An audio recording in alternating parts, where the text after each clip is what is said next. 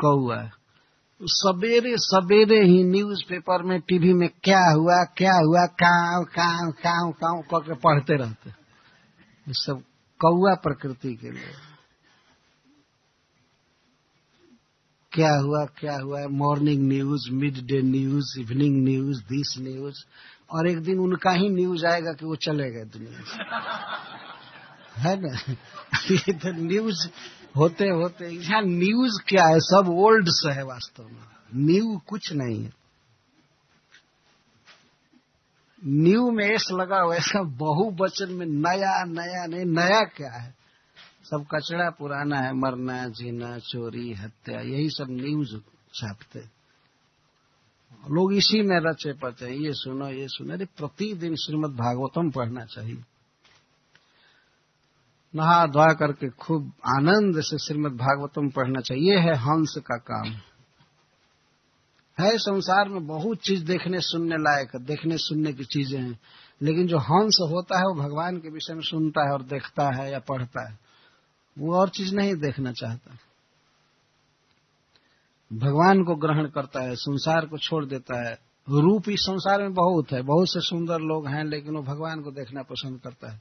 बहुत कविताएं हैं, बहुत कथाएं हैं, बहुत शब्द हैं, लेकिन वो भगवत गीता पढ़ेगा, भागवत पढ़ेगा, भगवान का गीत सुनेगा, इसको परमहंस कहते हैं। तो ऐसे परमहंस लोग भगवान को समझते हैं। ये कौआ लोग क्या समझेंगे, काव काव करके कान फोड़ते हैं, वो क्या समझेंगे।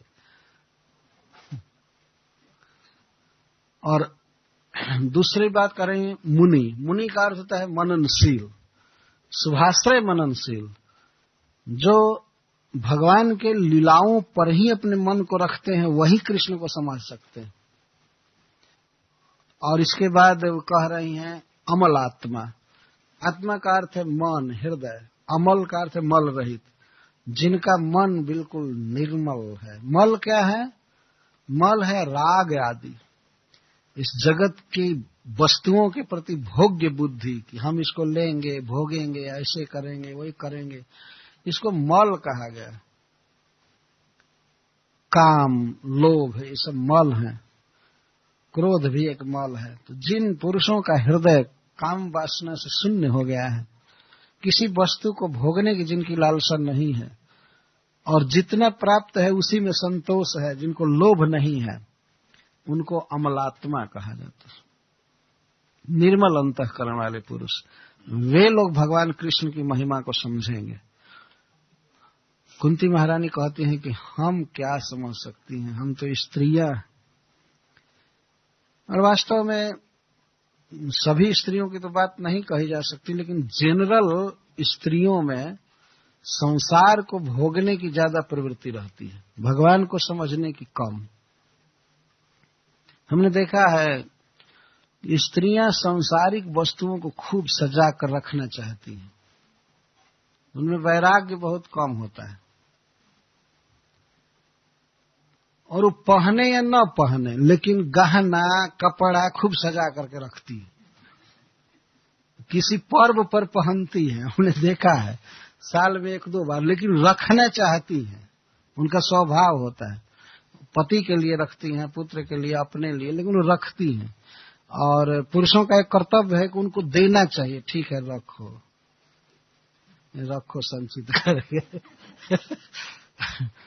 उनकी ज्यादा प्रवृत्ति संसार की तरफ होती है, परंतु उनका जैसे मैं गुण कहा, उनमें समर्पण होता है, नम्रता होती है, उनको बहुत जल्दी भगवान से जोड़ा जा सकता है। और हमने देखा है पूरे संसार में घूम करके कि स्त्रियों की मति भगवान कृष्ण में पुरुष की अपेक्षा ज्यादा लग रही है, ज्यादा लगती है। प्रायः 50% से भी अधिक मैं देखता हूं कि पहले भक्त स्त्री होती है, पति बाद में होते हैं। ऐसा है ना, इधर भी शायद कुछ है। स्त्रियां पूजा करती हैं, भजन करती हैं, जप करती हैं, पति धीरे धीरे उनका गियर पकड़ता है, धीरे धीरे वो। और कुछ लोग तो लाचार होकर भजन करते हैं, अब करें क्या, आखिर उनको स्त्री के पीछे ही चलना है और वो हो गई भक्त, तो अब क्या करे। अब तो उनको करना ही पड़ेगा।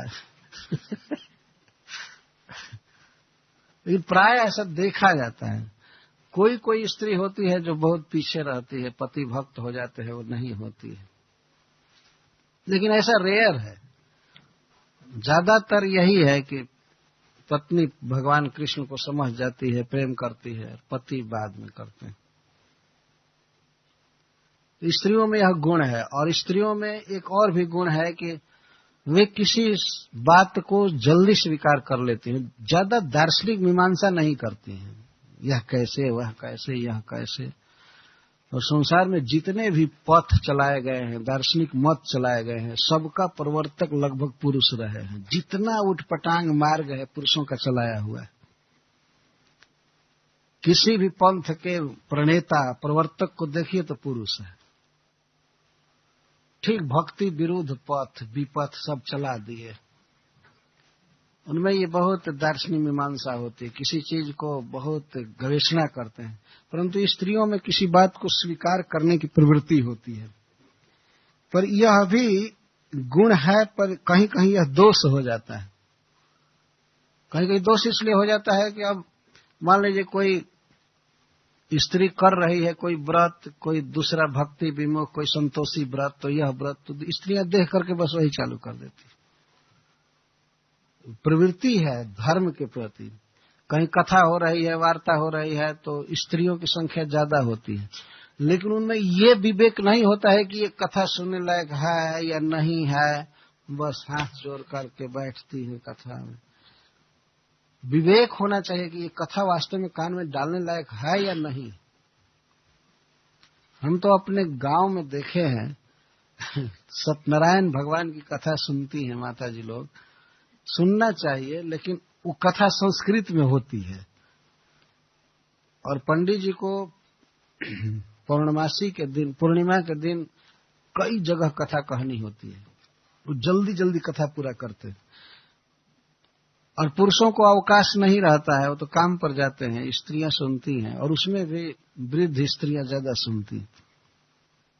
तो मैं देखा हूं बैठती हैं हाथ जोड़ करके कथा में, और पंडित जी संस्कृत में चालू करते हैं, वो भी बहुत फास्ट।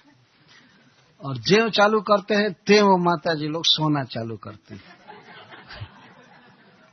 सोती रहती है पूरी कथा। और जब करते ही तीसरी रेवा खंडे पद्म पुराणे ये सब करते हैं, बोल श्री बाके बिहारी लाल की जय, और इसके बाद शंख फूंकते हैं तब उनकी नींद खुलती है, और वो जमीन पर लकीर बनाती है, एक अध्याय पूरा हुआ है। वही शंख बजते समय जगती है। फिर पंडित जी दूसरी कथा चालू करते हैं दूसरे अध्याय की, और जब शंख पूरा होता है तब वे जगती है। इस तरह से जब 5 अध्याय पूरा हो जाता है तब पूरी नींद खत्म हो जाती है उनकी, वो पूरा जग जाती है। तो कथा इस तरह की थोड़ी सुनी जाती है, तो जग करके सावधानी से और एक एक बात समझ में आ रही हो, ऐसी कथा सुननी चाहिए। कहीं भी किसी भी कथा में जुट जाओ, कोई भी धार्मिक कृत्य करने चले जाओ, ये भी विचार नहीं है कि ये भगवान का व्रत है, किसका व्रत है, करना चाहिए नहीं करना चाहिए। एक तो जीवन बहुत थोड़ा है, उसमें भी करने लायक बहुत काम है। तो हम लोग यदि भगवान कृष्ण का भजन नहीं करेंगे, दूसरा दूसरा करते रहेंगे, तो जीवन तो विफल हो जाएगा। अगर कोई मंत्र है जपने लायक तो महामंत्र है, हरे कृष्णा कृष्णा कृष्णा हरे हरे,